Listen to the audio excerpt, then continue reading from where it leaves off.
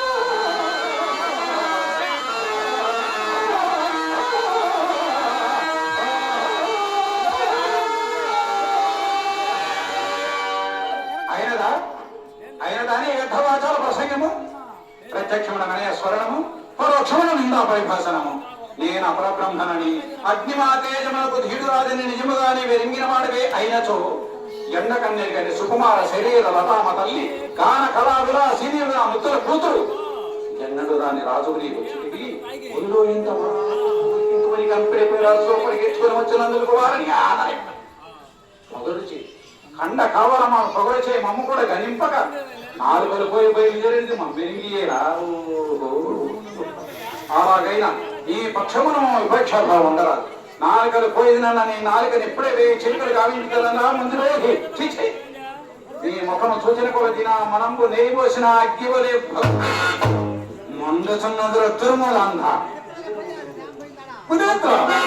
నేను అనరించినవన్నీ తప్పులే అయినను సంపదలను నీ వంటి తపస్సులకు సమతమా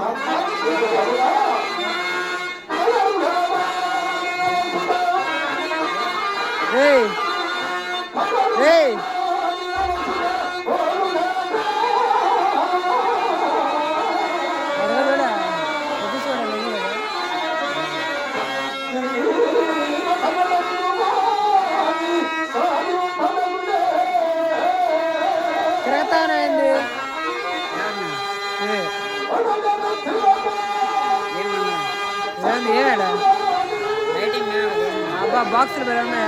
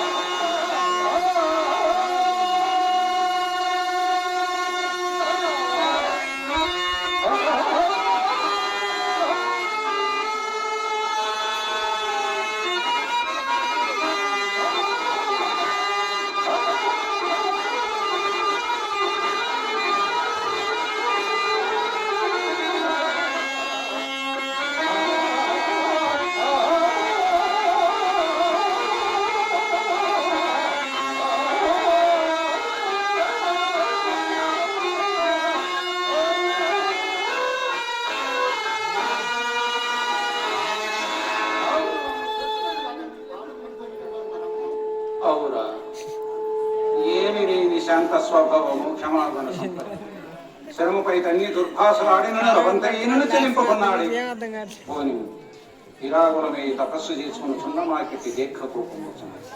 హరిశ్చంద్ర నీ తప్ప నీవు నీ ఎన్నే వండనిమ్ము శరణాగత రక్షణం అవశ్య కర్తవ్యము కనుక నీ భయం ముడిపి నిన్ను చేపట్టినారు లెమ్ము. కాని నా ఉపదేశం అందు కలదు. నీవ దాని మేరకు తప్పక ప్రవర్తించి వేరి నా కోపాగ్ని నిశ్చయసముగా చల్లారు. దేవర ధర్మోపదేశముల పరిగ్రహించుడే సిద్ధమగారేమయ్యా. నన్నిటి పాప కార్యములకు సరికొల్పబందురా మహాత్మా. ఎట్టి పాప కొచ్చములైనను మా ఆజ్ఞమైన వెనుక అయ్యవి పుణ్యకొచ్చములుగా మారవలసినదే. మీరు అప్పుడు బ్రహ్మలే కదా మహాత్మా. అలా అలా ఇప్పుడు కదా నీకు మా మహిమను బావుగా